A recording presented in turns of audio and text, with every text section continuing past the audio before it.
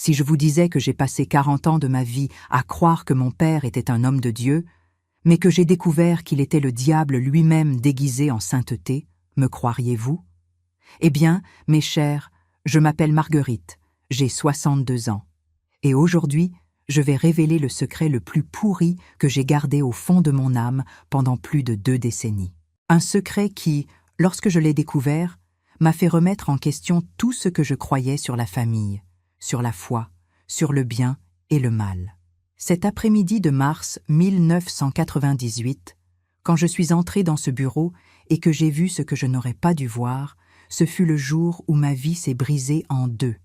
Et le pire dans tout ça, je ne pouvais le dire à personne, car qui croirait la fille du pasteur le plus respecté de Brazzaville contre sa parole à lui?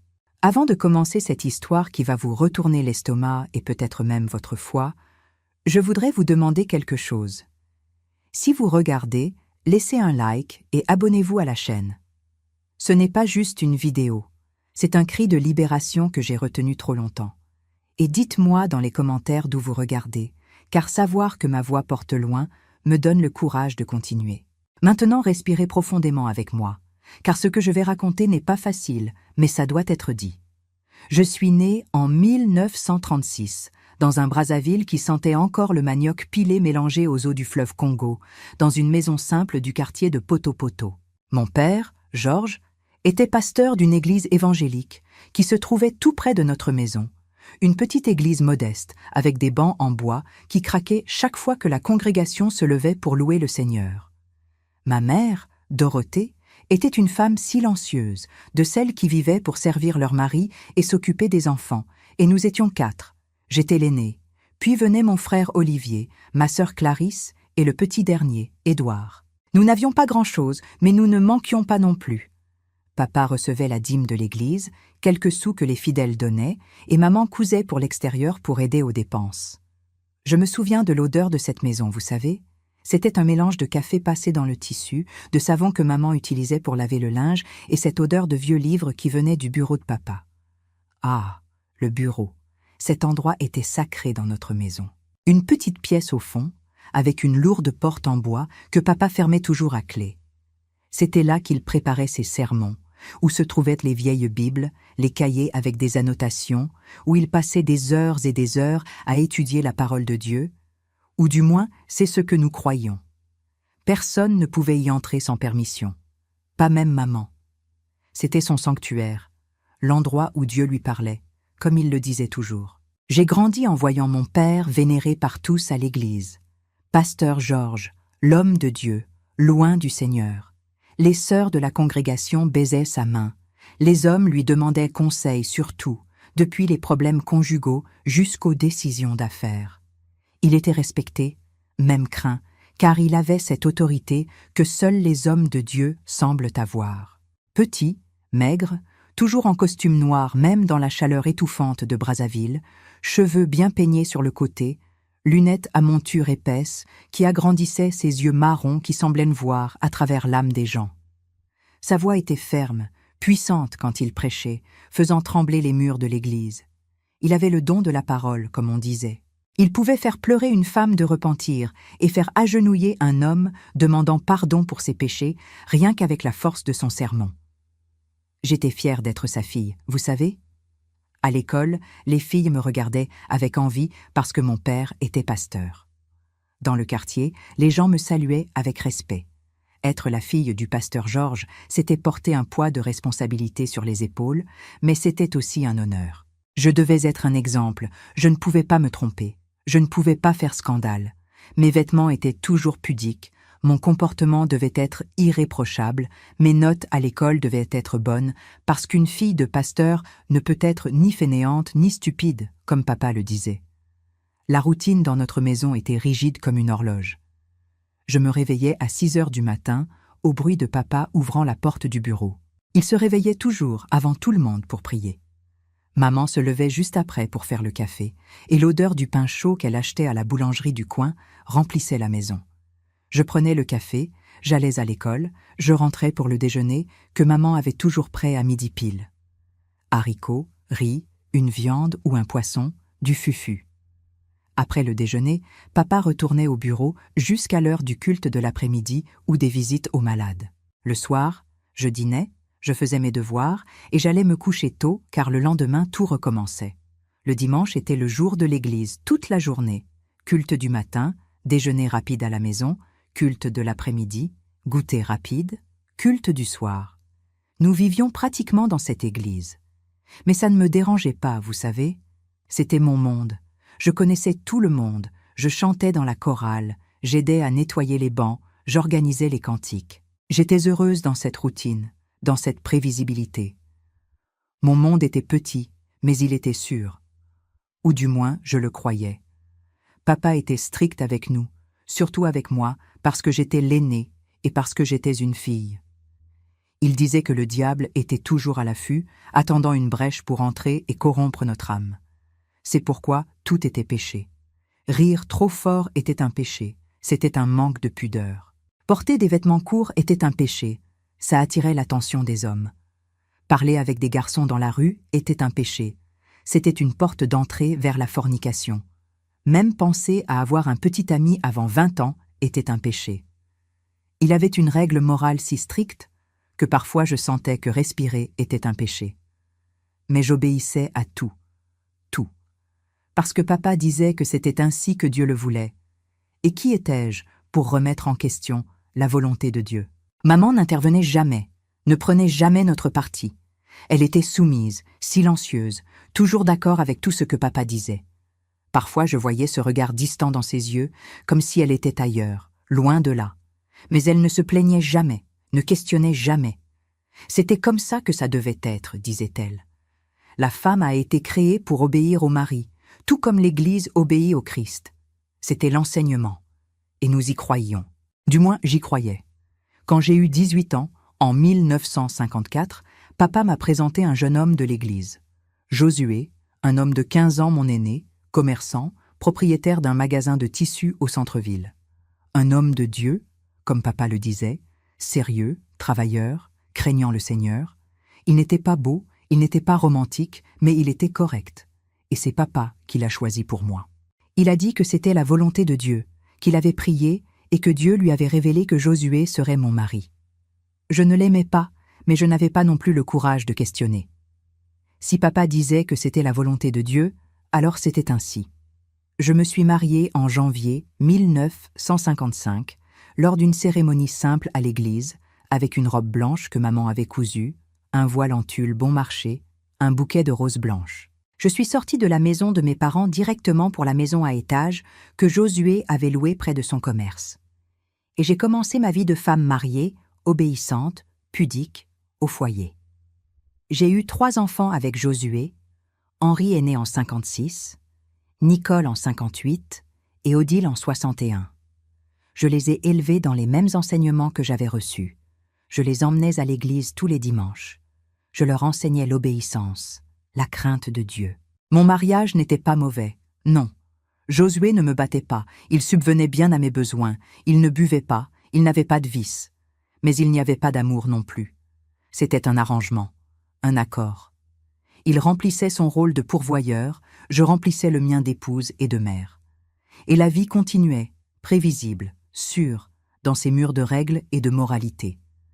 Les années passaient et je suis devenue une sorte d'extension du travail de papa. Je visitais les sœurs malades, j'apportais de la nourriture à ceux qui en avaient besoin, j'organisais les événements de l'église, je conseillais les jeunes filles sur le comportement et la pudeur. J'étais la fille exemplaire du pasteur Georges, la femme vertueuse que toutes voulaient être. À l'extérieur, j'étais la personnification de la perfection chrétienne. À l'intérieur, parfois je me demandais si c'était tout ce que la vie avait à offrir. Mais je chassais rapidement ces pensées, car questionner c'était ouvrir la porte au diable. Papa disait toujours ça. Le diable utilise nos doutes pour nous éloigner de Dieu. Alors, j'avalais les questions, j'étouffais les inquiétudes, et je continuais à remplir mon rôle. En 1972, Josué est décédé d'une crise cardiaque. Foudroyante, comme l'ont dit les médecins. Il était au magasin, il est tombé soudainement et n'a pas résisté. Je suis devenue veuve à 36 ans, avec 3 enfants encore petits à élever. Je suis retournée chez mes parents parce que je ne pouvais pas subvenir à mes besoins seule. Papa était déjà plus âgé, mais il prêchait encore chaque semaine. Il était toujours le pasteur respecté de toujours. Maman avait des douleurs aux articulations, se plaignait de fatigue, mais continuait à s'occuper de la maison, à cuisiner, à laver. Mes frères et sœurs avaient déjà quitté la maison. Olivier était devenu chauffeur de camion et vivait à Pointe-Noire. Clarisse avait épousé un pasteur d'une autre dénomination et vivait dans le nord du pays. Édouard s'était éloigné de l'église, avait trouvé une femme que papa n'approuvait pas et nous rendait rarement visite. Je suis retournée aider papa à l'église comme je le faisais quand j'étais plus jeune. J'organisais le nettoyage, je préparais la communion, j'aidais aux campagnes. Mes enfants ont grandi dans cette même routine que celle dans laquelle j'avais grandi. Église, maison, école. Pas de fête, pas d'amitié mondaine, pas trop de radio car cela corrompait l'esprit. Henri est devenu un jeune homme sérieux, il aidait son grand-père dans l'entretien de l'église, il voulait aussi devenir pasteur. Nicole était silencieuse comme sa grand-mère, obéissante, pudique. Odile, la cadette, était plus questionneuse, plus agitée. Parfois, elle me rappelait moi-même quand j'avais son âge, avec ces questions que je n'osais pas poser à voix haute. Mais je lui enseignais de la même manière qu'on m'avait enseigné. Obéissance, soumission, crainte de Dieu. C'était tout ce que je savais faire. Les années 90 sont arrivées apportant des changements. Brazzaville a grandi, le monde a changé, mais notre routine dans cette maison et cette église restait la même. Papa avait déjà plus de 80 ans, mais il prêchait encore avec la même autorité que toujours. La voix n'avait plus cette puissance, mais le respect restait le même. Les gens baisaient encore sa main, demandaient encore sa bénédiction, le traitaient encore comme s'il était un envoyé direct de Dieu. En 1998, j'avais 62 ans. Mes enfants étaient déjà adultes. Henri était devenu pasteur associé de l'église. Nicole avait épousé un diacre et vivait tout près. Odile vivait encore avec papa et moi, mais se plaignait des règles de la maison. Papa ne sortait plus autant. Il passait plus de temps dans son bureau, disant qu'il organisait les papiers de l'église, préparait des sermons, écrivait ses mémoires. Maman était décédée l'année précédente. Ce fut rapide, un AVC qui l'a prise par surprise pendant qu'elle lavait la vaisselle. Nous l'avons enterrée au cimetière de la Tsiémé, dans un cercueil simple, avec papa disant qu'elle était partie se reposer dans les bras du Seigneur. Elle m'a manqué, mais d'une manière étrange, comme si je manquais une ombre qui avait toujours été là, mais à laquelle nous n'avions jamais vraiment prêté attention. La mort de maman a rendu la maison encore plus silencieuse. Maintenant, il n'y avait plus que moi, papa et Odile. Je m'occupais de la maison, je cuisinais, je lavais, je repassais. Odile aidait quand elle ne travaillait pas dans une petite boutique de vêtements au centre-ville. Et papa passait ses journées enfermé dans son bureau, cet endroit sacré où personne ne pouvait entrer. C'était un après-midi de mars, un jour ordinaire comme les autres. Ciel bleu, soleil brûlant, cette chaleur typique de Brazzaville qui fait transpirer rien qu'en existant. Papa était sorti pour une réunion avec les anciens de l'église, quelque chose qui allait durer tout l'après-midi. Odile travaillait. J'étais seule à la maison, profitant pour faire ce grand ménage qu'on fait seulement quand il n'y a personne pour déranger. J'avais nettoyé le salon, les chambres, la cuisine, et il ne restait que le couloir qui menait au bureau. J'ai passé le chiffon par terre, j'ai enlevé la poussière des cadres au mur, ces cadres avec des versets bibliques que papa faisait encadrer. Quand je me suis approchée de la porte du bureau, j'ai remarqué qu'elle était entr'ouverte. J'ai trouvé ça étrange immédiatement parce que papa fermait toujours cette porte à clé. C'était une règle sacrée. Mais ce jour-là, par quelque négligence, quelque précipitation, il avait dû oublier. La porte était là, entr'ouverte, avec un ray de lumière qui sortait de l'intérieur. Mon premier réflexe fut de la fermer et de continuer ma vie. Après tout, cet endroit était interdit. Mais alors une curiosité m'a prise, vous savez, une curiosité que je n'avais jamais ressentie auparavant. Après 40 ans à voir cette porte fermée à clé, la voilà ouverte, m'invitant à entrer. J'ai regardé autour de moi, j'ai confirmé que j'étais bien seule et j'ai poussé la porte doucement. Le bureau était comme je l'imaginais. Petit, étouffant, odeur de vieux papier et de moisissure. Un bureau en bois sombre contre le mur, couvert de papier, de bibles, de cahiers. Une étagère haute sur le côté, pleine de livres, plus de Bibles, quelques gros volumes sur la théologie, un crucifix au mur, une chaise en bois, rien d'extraordinaire, rien d'inhabituel. Je suis restée là debout pendant quelques secondes, me sentant comme une intruse, comme si Dieu me regardait et désapprouvait mon audace. Mais la curiosité était plus forte. Je me suis approchée du bureau, j'ai regardé les papiers éparpillés. C'étaient des sermons, des notes sur des versets, des ébauches de prédications, des cahiers avec l'écriture minuscule de papa, des gribouillis, des soulignements. Rien d'extraordinaire. Je suis allée vers l'étagère, j'ai passé mes doigts sur les dos des livres, des Bibles en plusieurs versions, des commentaires bibliques, des livres sur l'histoire de l'Église. J'ai respiré, soulagée. Je ne savais pas vraiment ce que je m'attendais à trouver, mais au fond j'étais heureuse de voir que ce n'était que ça, un lieu d'étude, de prière, de travail. J'allais partir quand j'ai remarqué un détail. Dans le coin de l'étagère, tout en bas, il y avait quelques livres couchés, en dehors du schéma organisé du reste. Comme s'ils avaient été placés là, à la hâte, cachés. Mon cœur s'est accéléré. Je me suis baissée, j'ai tiré les livres. Et quand j'ai vu les couvertures, mon sang s'est glacé. C'étaient des magazines. Des magazines avec des femmes nues en couverture. Des femmes dans des poses provocantes, à moitié nues, certaines complètement nues, de la pornographie. Là, dans le bureau sacré de mon père, le pasteur, l'homme de Dieu. Mes mains tremblaient en tenant ça. Ce n'était pas possible. Il devait y avoir une explication. Peut-être que quelqu'un lui avait donné ça pour qu'il les brûle, pour qu'il les détruise, et il les avait gardés là temporairement. Oui, c'était ça. Ça devait être ça. Mais alors j'ai ouvert un des magazines et j'ai vu que les pages étaient marquées, usées d'avoir été tant feuilletées. Certaines avaient des annotations dans les marges, avec l'écriture de papa, des versets bibliques à côté des photos de femmes nues. Comme s'il avait fait une étude, une analyse, une justification biblique pour ça. Mon estomac s'est retourné. J'ai jeté les magazines par terre comme s'ils brûlaient de mes mains. Je me suis levée trop vite, étourdie, la respiration bloquée. Ce n'était pas possible. Je devais faire un cauchemar, mais quand j'ai regardé à nouveau par terre, les magazines étaient toujours là, étalés, réels, impossibles à nier. Et alors, j'ai commencé à fouiller le reste. J'ai ouvert les tiroirs du bureau. Plus de magazines, des lettres. Des lettres de femmes de l'Église, des lettres intimes, certaines avec du contenu explicite. Des billets fixant des rendez-vous. Des photographies de femmes que je connaissais, des femmes de la congrégation, dans des poses qu'aucune femme de Dieu ne devrait avoir. La pièce a commencé à tourner. Je me suis assise sur la chaise de papa, respirant profondément, essayant de traiter ce que je voyais. Ce n'était pas possible. Mon père, le pasteur Georges, l'homme qui prêchait contre la fornication, contre la luxure, contre l'impureté, avait un arsenal de pornographie et de correspondances compromettantes cachées dans son bureau. Combien de femmes, depuis combien d'années faisait-il ça? Et moi, la fille fidèle, l'obéissante, celle qui le défendait contre tout murmure de doute, je n'avais jamais rien su.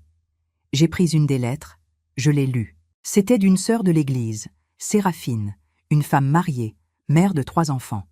La lettre parlait d'une rencontre secrète, de comment elle ne pouvait pas arrêter de penser à lui, de comment Dieu les avait unis. Dieu n'avait rien à voir avec ça. J'ai pris une autre lettre, une autre femme, encore une autre. Il y avait au moins 10, 15 femmes différentes, toutes de l'Église, toutes mariées, toutes lui écrivant comme s'il était une sorte d'amant sacré, comme si c'était une union bénie par Dieu. Et lui, il gardait tout.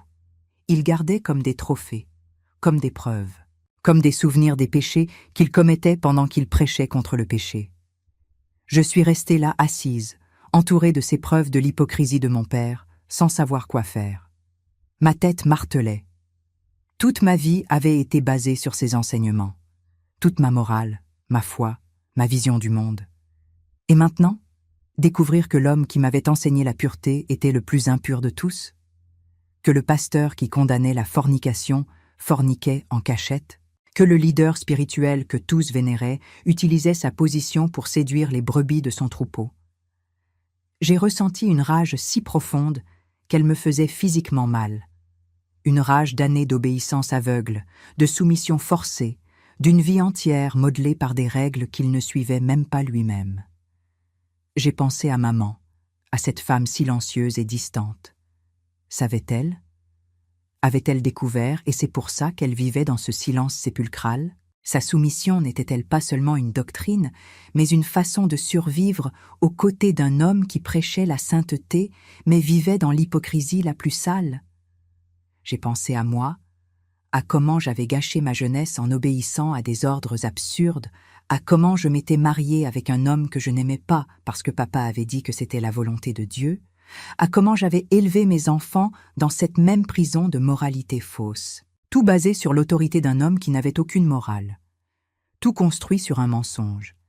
Et la question qui ne voulait pas se taire était « Qu'allais-je faire avec ça? Le dire à quelqu'un? À qui? À l'église? » Personne ne me croirait. Papa était intouchable. Il était loin du Seigneur. Il dirait que j'étais folle, que le diable était entré dans ma tête pour détruire l'homme de Dieu. Et les femmes des lettres? Elles nieraient. Bien sûr qu'elles nieraient.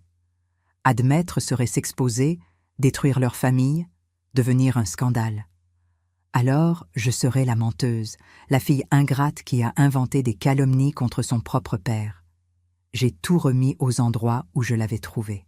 J'ai fermé les tiroirs, rangé les livres sur l'étagère, remis les magazines sous les autres livres. J'ai tout laissé exactement comme c'était avant. Je suis sortie de ce bureau comme une somnambule, j'ai fermé la porte doucement, je suis allée dans ma chambre et je me suis assise sur le lit. Je suis restée là, immobile, regardant mes mains qui tremblaient encore, essayant d'organiser les pensées qui sautaient dans ma tête comme du pop-corn dans la casserole. Ce que je venais de découvrir changeait tout. Ça changeait toute mon enfance, ça changeait le sens de chaque sermon que j'avais entendu, de chaque réprimande que j'avais reçue, de chaque fois que je m'étais sentie coupable d'avoir eu une pensée impure ou un désir normal. Ça changeait l'image que j'avais de mon père, de mon mariage, de ma foi. C'était comme si quelqu'un avait tiré un tapis sous mes pieds et que j'étais tombée dans un trou sans fond. Je n'ai pas pu déjeuner ce jour-là. Quand papa est rentré de la réunion avec les anciens, tout souriant, parlant des projets de l'église, j'ai dû me retenir pour ne pas lui crier au visage. Je le regardais et je voyais un étranger. Cet homme petit, en costume noir, lunettes épaisses, sourire doux, n'était plus mon père. C'était un imposteur. Un loup déguisé en agneau, un démon déguisé en ange de lumière, comme il le prêchait lui-même dans ses sermons sur les faux prophètes. L'ironie était si cruelle que ça donnait envie de rire, mais le rire mourait dans ma gorge et se transformait en un nœud qui m'étouffait. Cette nuit-là, je n'ai pas pu dormir. Je me retournais dans le lit, me souvenant des images que j'avais vues, des lettres que j'avais lues, de l'écriture de papa faisant des annotations dans les marges des magazines pornographiques. Comment faisait-il ? Comment pouvait-il monter en chair chaque dimanche et prêcher sur la pureté après avoir passé la semaine à regarder ça? Comment pouvait-il conseiller des couples sur la fidélité alors qu'il était lui-même impliqué avec des femmes mariées de l'Église? Comment regardait-il dans les yeux les maris trompés et feignait-il l'amitié, la camaraderie, la fraternité? Le culot, la fausseté, la capacité de vivre deux vies complètement opposées me dégoûtaient. Et j'étais encore plus dégoûtée de moi-même. D'avoir été si aveugle, si naïve, si stupide. Les signes devaient être là tout le temps, et je n'en avais vu aucun, ou je n'avais pas voulu voir, parce que c'était plus facile de croire en sa sainteté que d'affronter la possibilité que tout était mensonge. J'ai commencé à me souvenir de choses, de petits détails qui à l'époque semblaient normaux, mais qui prenaient maintenant un autre sens. Les longues visites que papa faisait aux sœurs malades, toujours seul, prenant toujours des heures, les conseils spirituels particuliers qu'il donnait dans le bureau, porte fermée à clé. Les voyages pour des congrès de pasteurs où il allait seul et revenait des jours après. Les réunions de prière spéciales avec quelques sœurs choisies. Tout prenait sens maintenant. Un sens dégoûtant, sale, qui me donnait envie d'arracher ma propre peau. Les jours suivants, j'ai continué à faire semblant que tout était normal. Je me levais, je préparais le café, je m'occupais de la maison, j'allais à l'église quand nécessaire, je parlais avec papa de banalités. Mais à l'intérieur, je bouillais. La colère grandissait chaque jour, chaque fois que je le regardais et voyais ce sourire faux, cette posture d'homme juste. J'ai commencé à tout observer avec d'autres yeux. Je remarquais les femmes de l'Église, celles qui s'approchaient trop près de lui, celles qui rougissaient quand il leur parlait, celles qui se proposaient pour aider aux tâches de l'Église. Est-ce que toutes celles-là étaient ses maîtresses? Ou est-ce que certaines étaient des victimes, des femmes innocentes qui croyaient qu'il était vraiment un homme de Dieu et qui se livraient en pensant qu'elles faisaient la volonté divine? Car c'était ce que les lettres suggéraient. Ce n'étaient pas des lettres de femmes cyniques sachant qu'elles faisaient quelque chose de mal. C'étaient des lettres de femmes convaincues que c'était une bénédiction, un cadeau de Dieu, une union spirituelle. Il les manipulait en utilisant la foi, sa position, l'autorité spirituelle. C'était de l'abus, abus de pouvoir, abus de confiance, abus spirituel. Et personne ne savait. Ou si quelqu'un savait, il se taisait. Parce que questionner le pasteur, c'était questionner Dieu. Et qui avait le courage de faire ça? Odile a commencé à remarquer que quelque chose n'allait pas chez moi. Elle me demandait si j'étais malade, s'il s'était passé quelque chose. Je détournais la conversation, je disais que j'étais fatiguée, que c'était l'âge qui arrivait. Mais elle n'était pas dupe. Elle connaissait sa mère. Elle me regardait avec cet air méfiant, mais n'insistait pas. Henri aussi a remarqué que j'étais différente. Un dimanche, après le culte, il a engagé la conversation avec moi, il m'a demandé si j'allais bien, si quelque chose me dérangeait. Pendant une seconde, j'ai pensé à tout raconter, montrer les preuves, lui demander son aide pour exposer la vérité. Mais alors j'ai regardé dans ses yeux, j'ai vu l'admiration qu'il avait pour son grand-père, à quel point il voulait lui ressembler, et je n'ai pas eu le courage. Détruire l'image de papa pour lui aurait détruit ses rêves aussi. Henri voulait être pasteur à cause de son grand-père. Lui enlever cette référence aurait été trop cruel. Alors j'ai avalé mes mots, j'ai forcé un sourire et j'ai dit que tout allait bien, que j'étais juste un peu fatiguée. Il m'a embrassée, il a dit que je devais me reposer plus, que je travaillais trop. S'il savait que la fatigue n'était pas du corps, mais de l'âme. Une fatigue de porter un secret si lourd qu'il semblait que ma colonne vertébrale allait se briser. J'ai commencé à faire des cauchemars. Je rêvais que j'étais prisonnière dans ce bureau, entourée par les magazines et les lettres, avec la voix de papa prêchant dehors, de plus en plus forte, de plus en plus puissante, jusqu'à ce que les murs commencent à se fissurer et s'effondrer sur moi. Je me réveillais en sueur, le cœur battant la chamade, ayant besoin de quelques minutes pour me souvenir où j'étais. Pendant la journée, je vivais en pilote automatique. Je faisais les tâches ménagères sans réfléchir. Je parlais aux gens sans vraiment écouter ce qu'ils disaient. J'allais à l'église et je restais assise sur le banc comme une statue. À l'extérieur, je semblais être la même Marguerite de toujours, la fille exemplaire du pasteur, la veuve dévouée, la mère attentionnée. À l'intérieur, c'était un champ de bataille.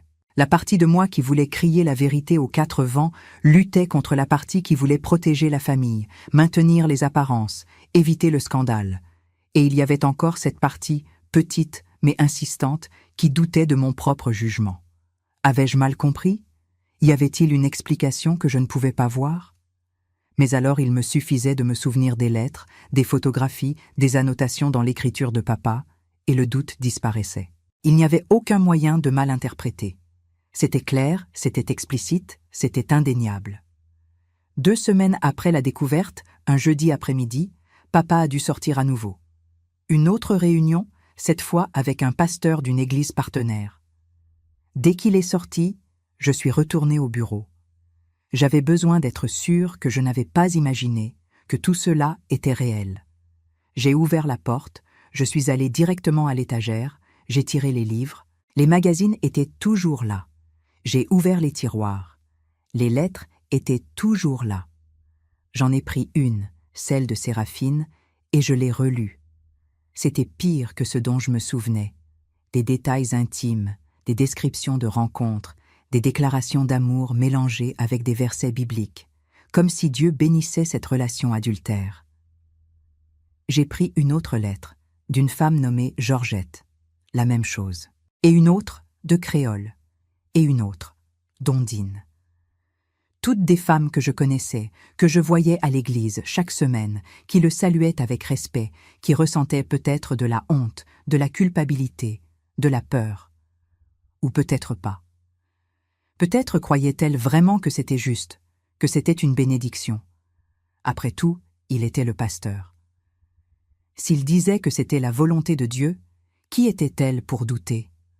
C'était la logique perverse qu'il utilisait. Et ça marchait. Ça marchait parce qu'il avait l'autorité spirituelle, parce que les gens croyaient qu'il parlait au nom de Dieu. C'était un pouvoir terrifiant, un pouvoir qu'il utilisait pour manipuler, pour séduire, pour contrôler.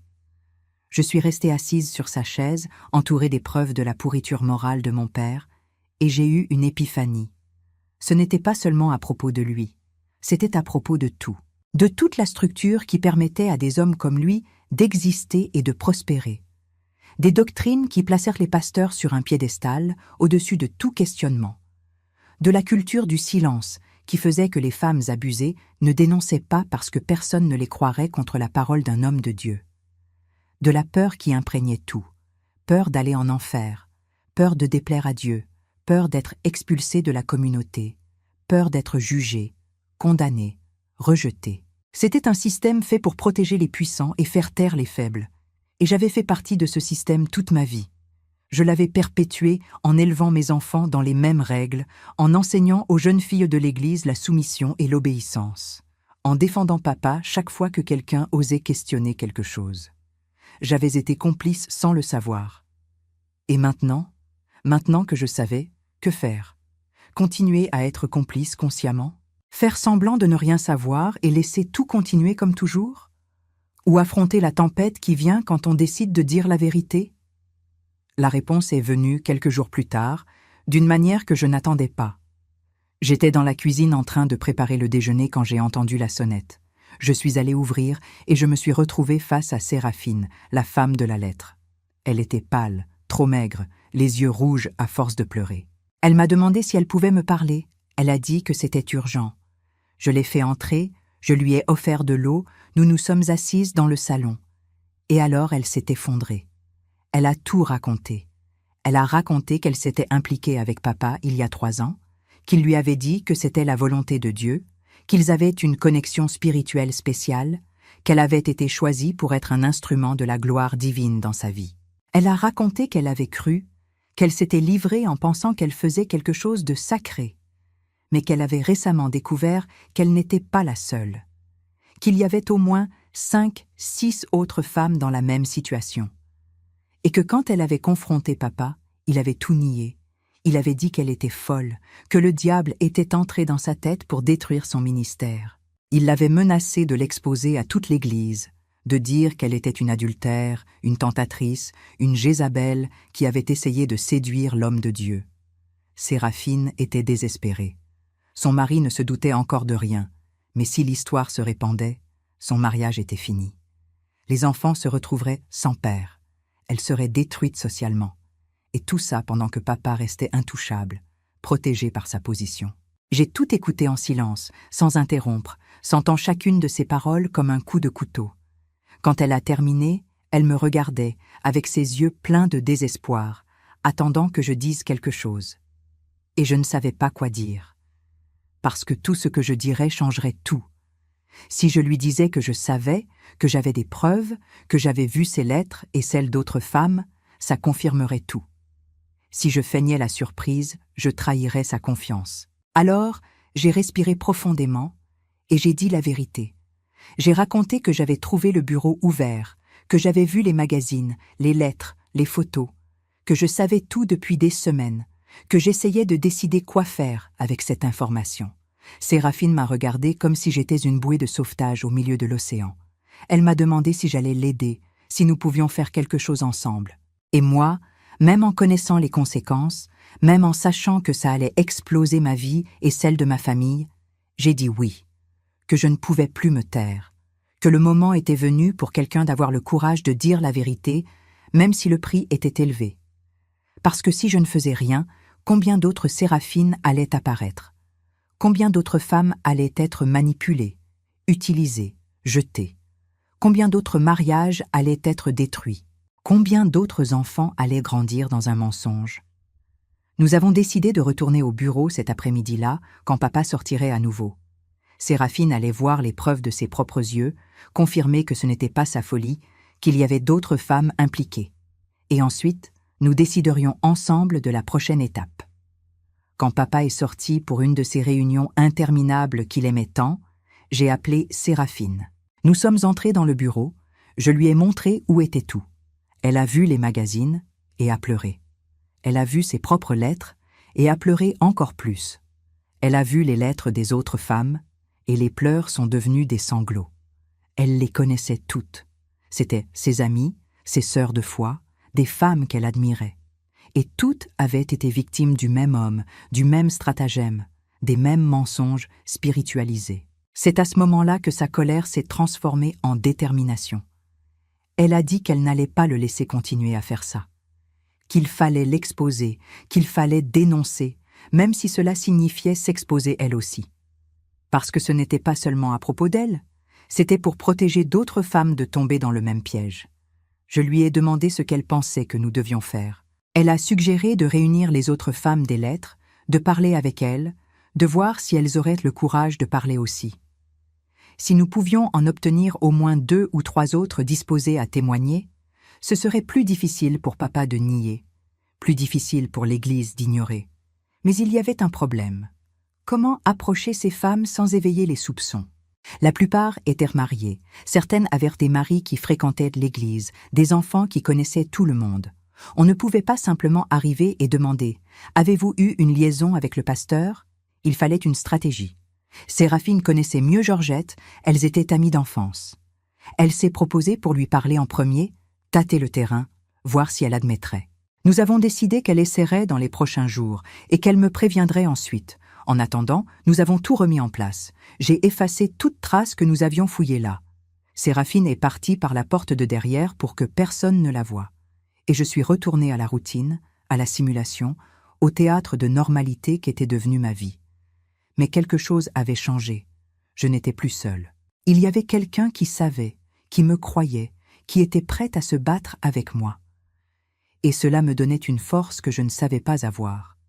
Une force qui ne venait pas de la foi aveugle qu'on m'avait enseignée, mais de l'indignation, de la révolte, du sens de la justice qu'on avait essayé d'étouffer en moi toute ma vie. 3 jours plus tard, Séraphine m'a appelée. Elle avait réussi à parler avec Georgette. C'était difficile, elle avait nié au début, elle était sur la défensive, elle avait accusé Séraphine d'inventer des mensonges. Mais quand Séraphine a raconté des détails que seul quelqu'un qui avait vécu ça pouvait connaître, Georgette s'est effondrée. Elle a tout admis. Elle a dit qu'elle se sentait sale, utilisée, trahie, qu'elle avait cru chaque mot que papa avait dit, qu'elle s'était convaincue que cette relation était bénie par Dieu, et que quand elle a réalisé que tout était mensonge, il était déjà trop tard. Elle s'était déjà profondément impliquée, elle avait déjà menti à son mari, elle avait déjà commis l'adultère d'innombrables fois. Comment revenir en arrière? Comment réparer les dégâts? Alors elle avait choisi le silence. Elle avait choisi de faire semblant que rien ne s'était passé, d'enterrer ça au fond de sa conscience et de continuer. Mais maintenant que Séraphine avait parlé, qu'elle avait exposé la vérité, on ne pouvait plus faire semblant. Georgette a accepté de nous rejoindre. Elle a dit que si nous allions exposer papa, elle voulait aider. Elle voulait qu'il paie pour ce qu'il avait fait, même si cela signifiait détruire sa propre réputation.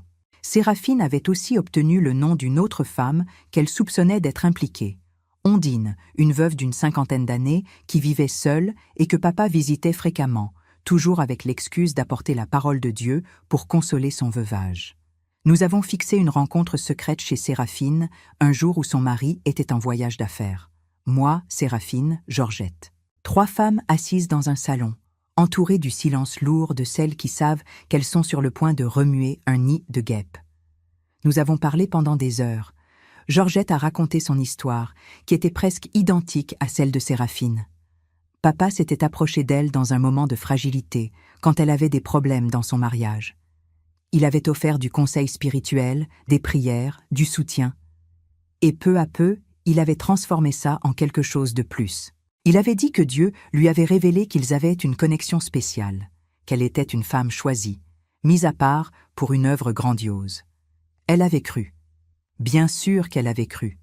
Il était le pasteur, loin du Seigneur. S'il disait que c'était la volonté de Dieu, comment pouvait-elle douter? Et c'est ainsi que ça avait commencé. Des rencontres secrètes dans son bureau après que tout le monde était parti de l'église. Des après-midi chez elle quand son mari travaillait. Toujours en spiritualisant tout, toujours en impliquant Dieu à chaque étape, comme si c'était un ministère, une mission divine. Mais quand Georgette avait commencé à ressentir de la culpabilité, quand elle avait questionné si c'était vraiment bien, papa avait changé. Il était devenu froid, distant, même menaçant. Il avait dit que si elle racontait à quelqu'un, personne ne la croirait. Qu'il dirait qu'elle avait essayé de le séduire et que lui, en tant qu'homme de Dieu, avait résisté.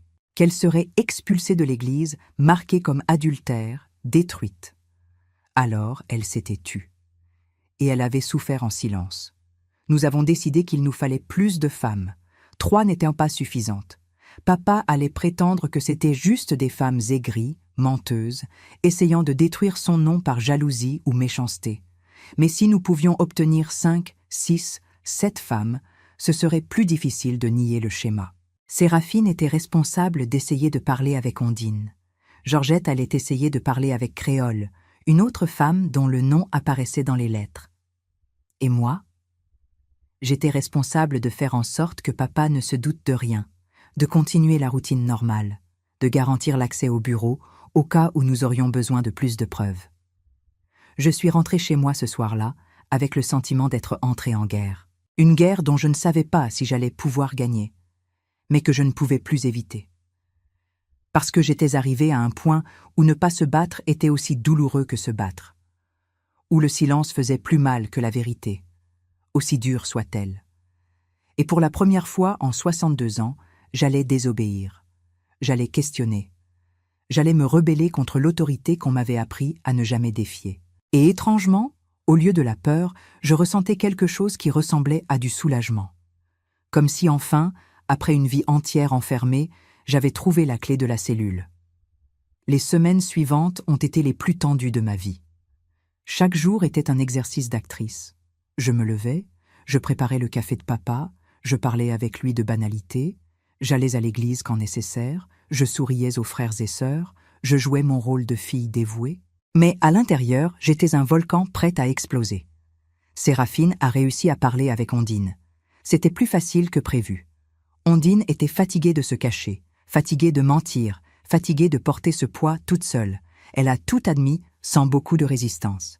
Elle a dit que sa relation avec papa avait commencé juste après la mort de son mari, il y a environ 4 ans. Papa était apparu pour consoler, pour prier, pour être présent. Et il était resté. Au début, c'était juste de la compagnie, des conversations, des prières. Puis c'était devenu plus.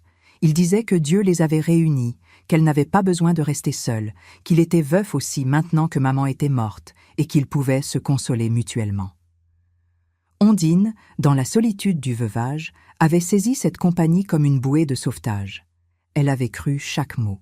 Et quand elle avait découvert qu'il y avait d'autres femmes, quand elle avait découvert qu'elle n'était pas spéciale comme il le disait, elle avait ressenti une douleur que même la mort de son mari n'avait pas causée. Parce que c'était une douleur mélangée de honte, de trahison, de mépris de soi.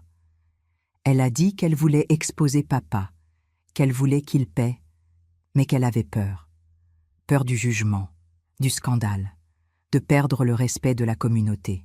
Mais Séraphine l'a convaincue que la peur ne pouvait pas gagner cette fois, que si toutes restaient silencieuses par peur, il allait continuer à faire ça jusqu'à sa mort, laissant une traînée de femmes détruites derrière lui. Georgette n'a pas eu autant de chance avec Créole. Quand elle a essayé de lui parler, Créole a tout nié véhémentement. Elle a dit qu'elle n'avait jamais rien eu avec le pasteur Georges, qu'il était un homme saint et que Georgette blasphémait contre un oint de Dieu. Elle a menacé de dire au pasteur que Georgette répandait des mensonges, qu'elle était utilisée par le diable pour détruire l'œuvre du Seigneur. Georgette est revenue effrayée, pensant qu'elle avait tout gâché. Mais Séraphine et moi l'avons calmée. Nous lui avons dit que c'était prévisible que certaines femmes nient. La peur, la honte, la loyauté mal placée, tout cela faisait qu'elle préférait nier la vérité plutôt que d'affronter les conséquences de l'admettre. Nous ne pouvions forcer personne. Mais nous étions 4 maintenant. Moi, Séraphine, Georgette et Ondine. 4 femmes qui connaissaient la vérité et qui étaient de prêtes à parler. C'était un début. Nous avons décidé qu'avant d'exposer publiquement, Nous devions avoir un plan. Ça ne pouvait pas être une explosion émotionnelle, un scandale mal conduit. Ça devait être calculé, stratégique. D'abord, nous avions besoin de plus de preuves au-delà de celles que j'avais vues dans le bureau. Des photographies des lettres, des copies si possible. Des témoignages écrits des femmes, avec des détails, des dates, des lieux. Plus c'était concret, plus ce serait difficile à nier ou discréditer. J'ai profité d'un matin où papa était sorti tôt pour une veillée dans une autre église. J'ai pris un appareil photo jetable que j'avais acheté dans une pharmacie, de ceux qu'on utilise et jette qui étaient encore courants en 1998. Et j'ai tout photographié. Chaque lettre, chaque magazine, chaque page compromettante. Mes mains tremblaient pendant que je faisais ça, de peur qu'ils reviennent soudainement, de peur d'être prise. Mais j'ai réussi. J'ai tout photographié, j'ai rangé l'appareil, j'ai fermé le bureau, et je suis retournée à mes tâches ménagères comme si rien ne s'était passé. J'ai apporté la pellicule à développer dans un magasin loin de la maison, où personne ne me connaissait. Quand j'ai récupéré les photos une semaine plus tard, et que j'ai vu les preuves là, tangibles, sur papier photographique, j'ai ressenti un mélange de nausée et de détermination. De la nausée parce que ça confirmait que ce n'était pas mon imagination, que tout était réel et horrible. De la détermination parce que maintenant nous avions des munitions.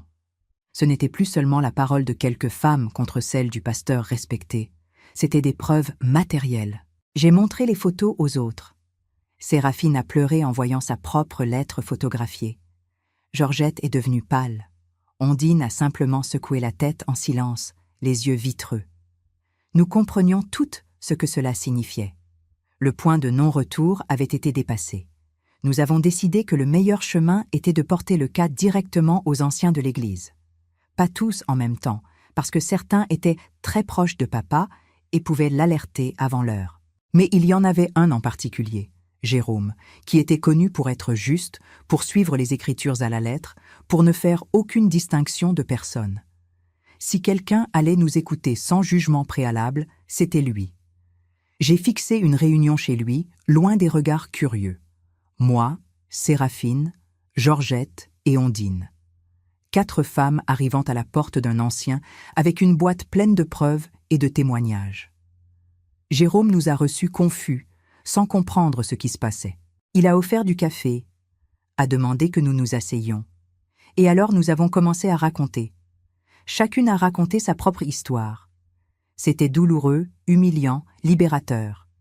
Jérôme écoutait en silence, le visage devenant de plus en plus gris au fur et à mesure qu'il comprenait la gravité de ce que nous disions. Quand nous avons terminé, j'ai montré les photographies. Il les a prises, les a regardées une par une, et j'ai vu le moment exact où la réalité l'a frappé. Cet homme de presque 70 ans, qui fréquentait la même église depuis des décennies, qui considérait papa comme un ami et un mentor, a dû faire face au fait que son pasteur était une fraude. C'était brutal de voir son effondrement, mais nécessaire. Jérôme a demandé ce que nous voulions qu'il fasse. Séraphine a été directe. Nous voulions que papa soit écarté du ministère, qu'il confesse publiquement, qu'il demande pardon. Nous ne voulions pas de vengeance. Nous ne voulions pas le détruire pour le détruire. Nous voulions la justice. Nous voulions qu'il assume la responsabilité des dommages qu'il avait causés. Nous voulions que l'Église sache quel type d'homme les avait dirigés pendant toutes ces années.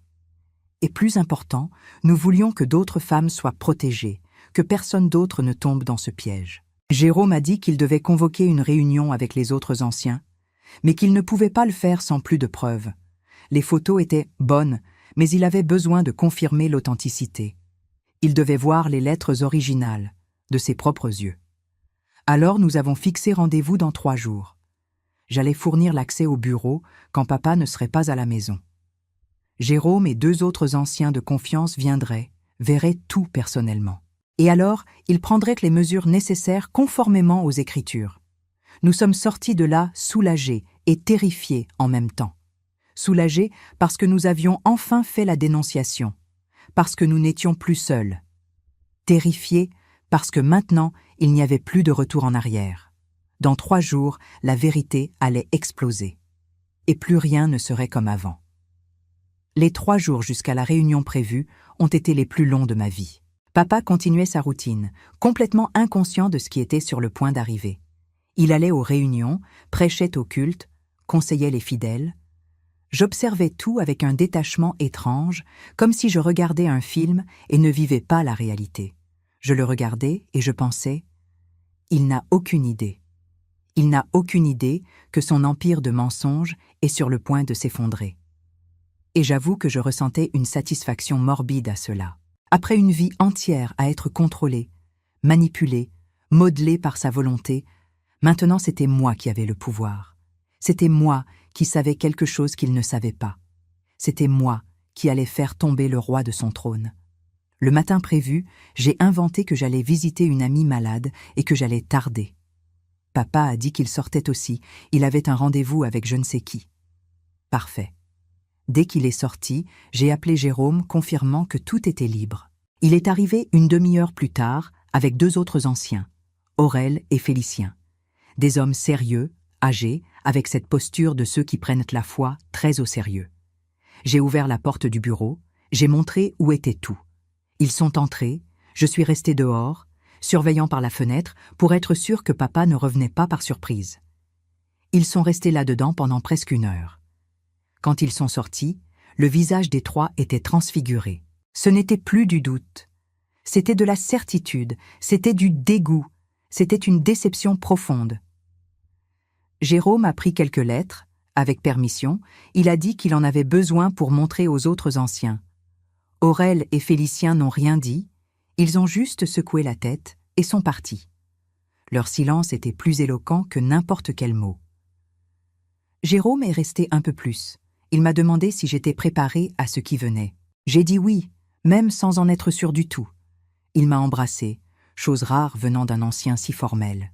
Et il a dit que j'étais une femme courageuse, que Dieu allait me soutenir. Je ne sais pas si j'y ai cru. À ce stade, ma foi en Dieu était aussi ébranlée que ma foi en tout le reste. Mais j'ai remercié pour le soutien. Il a promis que dans 2 jours, il y aurait une réunion extraordinaire du Conseil des Anciens. Papa serait convoqué, confronté aux preuves. Et selon sa réaction, il prendrait les mesures disciplinaires appropriées, qui pouvaient varier d'un éloignement temporaire à une expulsion définitive du ministère. J'ai demandé si les femmes impliquées seraient exposées publiquement. Jérôme a dit qu'ils allaient essayer de préserver leur identité autant que possible, mais qu'ils ne pouvaient rien garantir. Dans une petite église comme la nôtre, les secrets ne duraient pas longtemps. C'était un risque que nous devions accepter. Et nous l'avons accepté. Parce qu'on arrive à un point où on préfère la vérité exposée avec toutes ses conséquences plutôt que de continuer à vivre dans le mensonge étouffant. La réunion du Conseil des Anciens a eu lieu un mercredi soir. Papa a été convoqué sans savoir de quoi il s'agissait. Je suis restée à la maison, priant ou essayant de prier, parce que les mots ne sortaient pas correctement. Séraphine m'a appelée environ 3 fois pendant ces heures, aussi anxieuse que moi. Georgette était chez elle, Ondine chez elle, toutes attendant le dénouement. Quand papa est rentré à la maison ce soir-là, c'était un autre homme, ou plutôt, c'était l'homme réel, sans le masque. Il est entré en claquant la porte, le visage rouge de colère, les yeux injectés. Il m'a vu dans le salon et a crié. Il a crié que j'étais une traîtresse, une fille du démon, que j'avais envahi son bureau, violé sa vie privée, volé des documents personnels, que j'irais en enfer pour avoir levé la main contre loin du Seigneur, que j'allais payer pour avoir détruit son ministère. Je suis restée assise là, silencieuse, le laissant crier. Et quand il a terminé, quand sa voix est devenue rauque à force de hurler, j'ai parlé. J'ai parlé, doucement, calmement, fermement. J'ai dit qu'il n'était pas du tout un oint de Dieu, qu'il était un menteur, un adultère, un manipulateur, qu'il avait utilisé la foi des gens pour satisfaire ses désirs dégoûtants, qu'il avait détruit des familles, détruit des femmes, détruit sa propre famille, que maman savait probablement et était morte en portant cette douleur, qu'il était tout ce contre quoi il avait toujours prêché, et que maintenant il allait récolter ce qu'il avait semé. Papa m'a regardé avec une haine que je n'avais jamais vue auparavant. Pendant 1 seconde, j'ai cru qu'il allait me frapper. Mais il ne l'a pas fait. Il a juste craché par terre près de moi et est allé dans sa chambre, claquant la porte avec tellement de force que la maison a tremblé. Odile avait tout entendu de sa chambre. Elle a descendu les escaliers lentement, me regardant comme si elle ne me reconnaissait pas. Elle a demandé ce qui se passait. C'était quoi tous ces cris? Et j'ai raconté. J'ai tout raconté. Chaque détail sordide, chaque lettre, chaque femme, chaque mensonge. J'ai vu son innocence se briser là devant moi. J'ai vu la petite fille qui admirait son grand-père réaliser que le grand-père était un monstre. Elle n'a pas pleuré. Elle est juste restée là debout, en train de traiter l'information, essayant d'intégrer cette nouvelle information dans sa vision du monde. Après un moment, elle est montée dans sa chambre sans rien dire. Et je suis restée seule dans le salon, dans le silence lourd de l'aube, me demandant si j'avais fait la bonne chose ou si je venais de faire exploser ma vie et celle de tout le monde autour de moi pour rien. Le lendemain, la nouvelle s'était déjà répandue dans toute l'église. Je ne sais pas qui l'a raconté, si c'était un ancien ou si c'était papa lui-même dans une tentative de contrôler le récit. Mais tout le monde savait, et les réactions ont été exactement ce que j'imaginais. La moitié a cru, a été scandalisée, a demandé la tête de papa. L'autre moitié n'a pas voulu croire, a dit que c'était une conspiration, que c'étaient des femmes menteuses essayant de faire tomber un homme de Dieu, que le diable agissait pour détruire l'Église. Henri m'a appelé furieux. Il a dit que j'étais devenue folle, que j'avais perdu la raison, que je détruisais son grand-père, le nom de la famille, l'Église, qu'il ne croyait rien de tout cela, que c'étaient des mensonges inventés par des femmes aigries.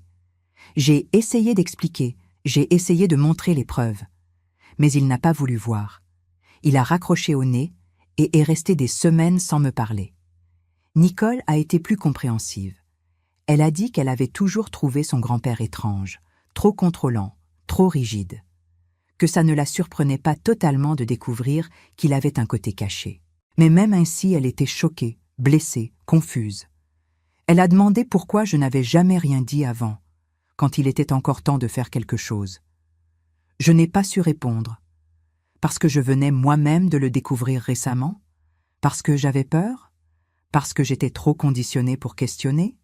Toutes les réponses étaient vraies et aucune n'était suffisante.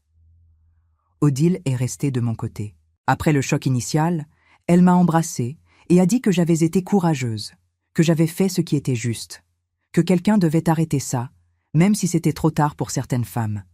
Avoir au moins une fille de mon côté m'a donné des forces pour supporter le reste. Séraphine et Georgette ont commencé à être harcelées par des membres de l'Église. Certaines personnes voulaient des détails morbides, d'autres voulaient les convaincre de revenir sur leur histoire. Ondine a été plus épargnée parce qu'elle habitait loin et ne fréquentait pas beaucoup l'Église. Mais nous trois étions connus, nous étions des figures publiques de la congrégation. Et maintenant, nous étions les femmes qui avaient détruit le pasteur Georges. Le Conseil des Anciens a décidé d'écarter papa définitivement du ministère. C'était une réunion douloureuse où il a essayé de se défendre en disant que les lettres étaient falsifiées, que les femmes s'étaient liguées contre lui par jalousie, que c'était tout un montage du diable. Mais les preuves étaient trop nombreuses. Et certains anciens, les plus vieux, ont admis qu'ils avaient entendu des rumeurs au fil des ans, mais n'avaient jamais enquêté parce qu'ils ne voulaient pas y croire. La faute était aussi la leur, ont-ils reconnu, pour avoir placé un homme sur un piédestal si haut qu'il était devenu intouchable, pour avoir créé une structure où questionner le leader était un blasphème, pour avoir ignoré les signes parce que c'était plus confortable de faire semblant que tout allait bien. L'éloignement a été officialisé lors d'un culte spécial, convoqué à la hâte. L'église était bondée. Tout le monde voulait voir ce qui allait se passer. Jérôme a lu une lettre expliquant la décision du Conseil des Anciens, sans entrer dans les détails sordides, mais en précisant clairement que le pasteur Georges avait violé les principes moraux et éthiques du ministère, qu'il avait trahi la confiance de la congrégation, qu'il n'était plus apte à diriger. Papa était assis au premier rang, la tête baissée. Il n'a pas essayé de se défendre, il n'a pas essayé de répliquer. Je pense qu'il a finalement compris qu'il avait perdu, que le masque était tombé et qu'on ne pouvait plus le remettre. Quand Jérôme a terminé de lire la lettre, il a demandé à papa de quitter l'église. Et il est sorti. Il est sorti par la porte d'entrée, seul, sans personne pour lui dire au revoir, sans les baisers sur la main, sans les révérences. Il est sorti comme un homme ordinaire, faillible, brisé. Il est rentré à la maison ce soir-là et s'est enfermé dans sa chambre. Il y est resté pendant des jours. Il ne mangeait pas correctement, ne parlait à personne. Odile a essayé de parler avec lui, mais il n'a pas répondu. Je n'ai pas essayé. Je n'avais plus rien à dire. L'Église est entrée en crise. Beaucoup de familles sont parties, sont allées dans d'autres congrégations. D'autres sont restées et ont essayé de reconstruire. Jérôme a assumé temporairement la direction pendant qu'il cherchait un nouveau pasteur. Les femmes impliquées dans le scandale ont eu des destins différents. Créole, qui avait tout nié, a continué à fréquenter l'Église comme si rien ne s'était passé. Certaines personnes se méfiaient d'elle, mais n'avaient pas de preuves. Séraphine s'est séparée de son mari. Il a tout découvert à travers les commères de l'Église et n'a pas pu pardonner. Elle a quitté la ville, est allée vivre avec une sœur dans le Nord. Georgette a réussi à sauver son mariage. Elle a tout raconté à son mari avant qu'il ne découvre par d'autres, a demandé pardon, a fait une thérapie. Lui, après beaucoup de souffrance, a décidé de donner une chance. Mais le mariage n'a plus jamais été le même. Ondine a simplement disparu de l'Église. Elle ne voulait plus entendre parler de religion, de Dieu, de rien. Elle a dit qu'elle avait été trop trompée, qu'elle ne faisait plus confiance à personne. Et moi, j'ai continué à fréquenter l'Église. Pas par foi, mais par entêtement, parce que je n'allais pas le laisser me retirer cet espace aussi.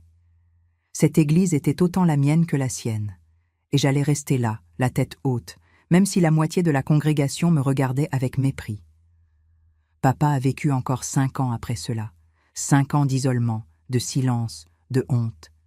Il n'a plus jamais prêché, n'est plus jamais retourné à l'église, n'a plus jamais eu la position d'autorité qu'il aimait tant. Il est mort en 2003, de cause naturelle, seul dans sa chambre. Je me suis occupée de lui jusqu'à la fin parce que, malgré tout, c'était encore mon père. Mais je n'ai pas pleuré à l'enterrement. Je n'ai pas pu. J'avais tellement pleuré la mort de l'illusion qu'il ne me restait plus de larmes pour la mort de l'homme. Henri me culpabilise encore aujourd'hui. Il dit que j'ai détruit la mémoire de son grand-père, que j'ai gâché sa chance de suivre les pas de son père dans le ministère. Nicole a fait la paix avec moi, elle comprend que j'ai fait ce qui devait être fait. Odile est devenue activiste, elle travaille à aider les femmes qui ont subi des abus dans des contextes religieux. Elle dit que l'histoire de sa famille est la raison pour laquelle elle fait ce qu'elle fait. Et moi, je suis là, à 62 ans, plus vieille, mais je ne sais pas si plus sage. J'ai appris que la sainteté n'est pas un titre, c'est une pratique. J'ai appris que l'autorité sans reddition de compte est dangereuse. J'ai appris que le silence n'est pas la paix, c'est la complicité. J'ai appris, trop tard, que questionner n'est pas un péché, c'est une responsabilité. Parfois, je me demande ce qui se serait passé si je n'étais jamais entrée dans ce bureau. Si la porte avait été fermée à clé comme toujours, si je n'avais jamais vu ces lettres, ces magazines, ces preuves de la double vie de mon père, aurais-je été plus heureuse dans l'ignorance ? Vivre dans le mensonge était-il mieux que d'affronter la vérité ? Je ne sais pas. Il y a des jours où je pense que oui, que j'aurais préféré ne pas savoir. Mais la plupart des jours, je sais qu'il fallait que je sache. Parce que ce n'était pas seulement à propos de moi. C'était à propos des femmes qu'il pouvait encore manipuler, des fidèles qui lui faisaient encore aveuglément confiance, de mes enfants et petits-enfants qui auraient grandi dans ce mensonge si je n'avais pas eu le courage de le briser. Est-ce que c'était douloureux ? Beaucoup. Est-ce que c'était juste ? Je crois que oui. Changerais-je quelque chose si je pouvais revenir en arrière ? Peut-être aurais-je agi plus tôt, parlé plus fort, questionné plus tôt. Mais on ne voit ça que quand on regarde en arrière. Sur le moment, on fait de notre mieux avec ce qu'on a. Et je l'ai fait.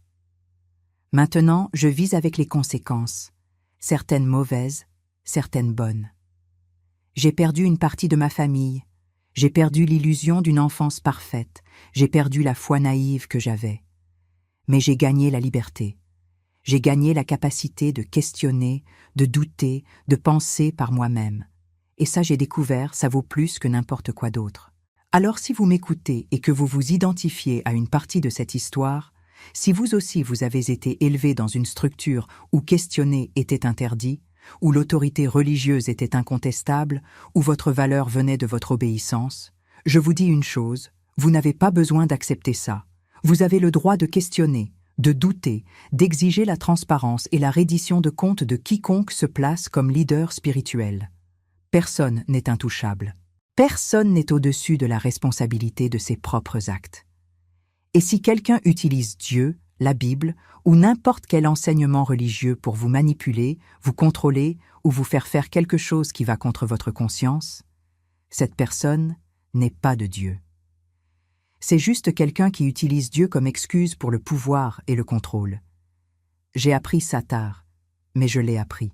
Et je veux que vous l'appreniez avant de gaspiller 60 ans de votre vie comme je l'ai fait, avant d'élever des enfants dans un mensonge, avant de réaliser que l'homme que vous idolâtriez n'était qu'un homme faillible, utilisant une position privilégiée pour faire ce qu'il voulait sans conséquence. Ne commettez pas mon erreur de confondre position et caractère.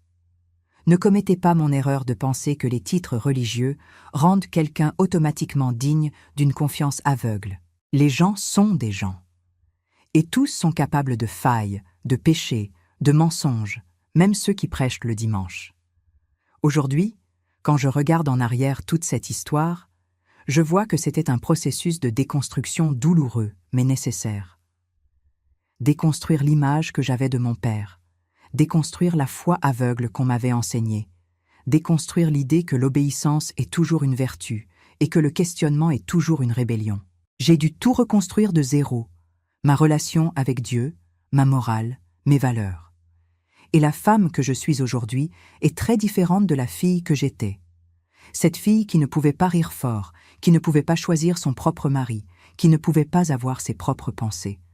Aujourd'hui, je ris quand je veux, je pense ce que je veux, je questionne tout. Et si ça fait de moi une femme difficile, comme Henri le dit, alors qu'il en soit ainsi. Je préfère être difficile et authentique que facile et fausse. J'ai aussi appris sur le pardon. Je n'ai pas pardonné à mon père de la façon qu'on m'avait enseignée. Ce pardon automatique, obligatoire, qui exige que vous oubliez et recommenciez à faire confiance. Ce type de pardon est injuste et impossible. Mais je suis arrivé à un point où je ne porte plus de colère active. C'est plutôt une acceptation. J'accepte qu'il était un homme faillible qui a fait des choix terribles et a blessé beaucoup de gens. J'accepte que c'est arrivé et que je ne peux pas le changer. J'accepte qu'une partie de mon passé a été construite sur un mensonge. Et je continue, pas pour lui, mais pour moi. Parce que porter de la haine pour toujours ne ferait que me blesser davantage. Et qu'en est-il des femmes qui ont été ses victimes? Séraphine a reconstruit sa vie petit à petit dans le Nord, a trouvé la paix loin de tout ce qui lui rappelait cette époque. Georgette reste mariée, avec des hauts et des bas, mais ferme dans sa décision de faire fonctionner ça. Ondine n'a plus jamais voulu entendre parler d'église, mais dit qu'elle a trouvé la spiritualité d'autres façons. Et nous toutes, chacune à notre manière, essayons de tourner la page de ce chapitre sombre. Ce n'est pas facile. Nous portons encore les marques, mais nous avons survécu. Et il y a de la valeur dans ça. Les autres femmes impliquées avec papa, celles qui n'ont pas eu le courage de se manifester ou qui ont nié jusqu'à la fin, je ne sais pas ce qui leur est arrivé. Certaines continuent à l'église en feignant la normalité. D'autres ont pu s'éloigner discrètement. Ce que j'espère, c'est qu'elles ont au moins trouvé une forme de paix, une façon de traiter ce qu'elles ont vécu. Parce qu'elles ont aussi été victimes, même si elles ne peuvent pas le voir ainsi. Elles ont été victimes d'un système qui a permis à un homme avec du pouvoir d'opérer sans supervision, sans reddition de comptes, sans conséquences, pendant des années et des années. Et ce n'est pas leur faute. C'est la faute de nous tous qui avons maintenu ce système en fonctionnement. Mes chers qui êtes arrivés jusqu'ici avec moi dans cette histoire si lourde, je vous remercie de m'avoir écouté. Je sais que ce n'était pas facile. Je sais que ça touche des choses profondes, que ça peut avoir réveillé des souvenirs douloureux chez certains d'entre vous. Si c'est le cas, je m'excuse pour la douleur, mais je ne regrette pas d'avoir raconté. Parce que des histoires comme celle-ci doivent être racontées.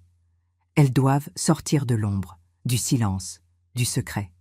Tant qu'elles resteront cachées, d'autres femmes tomberont dans les mêmes pièges. D'autres hommes en position de pouvoir penseront qu'ils peuvent faire ce qu'ils veulent sans conséquence. Et d'autres familles seront détruites. Alors, racontez cette histoire. Partagez-la avec vos amis, vos filles, vos connaissances. Pas pour répandre des ragots ou du scandale, mais pour alerter. Pour que d'autres femmes connaissent les signes, sachent se protéger, sachent qu'elles ne sont pas seules si quelque chose de similaire leur arrive. Et si vous vous êtes vu dans cette histoire, si vous avez reconnu des éléments de votre propre vie dans les choses que j'ai racontées, cherchez de l'aide. Parlez avec quelqu'un de confiance. Ne portez pas ça seul. Ne laissez pas la honte ou la peur vous empêcher de chercher la justice et la guérison. Vous méritez plus. Vous méritez le respect, la dignité, la vérité.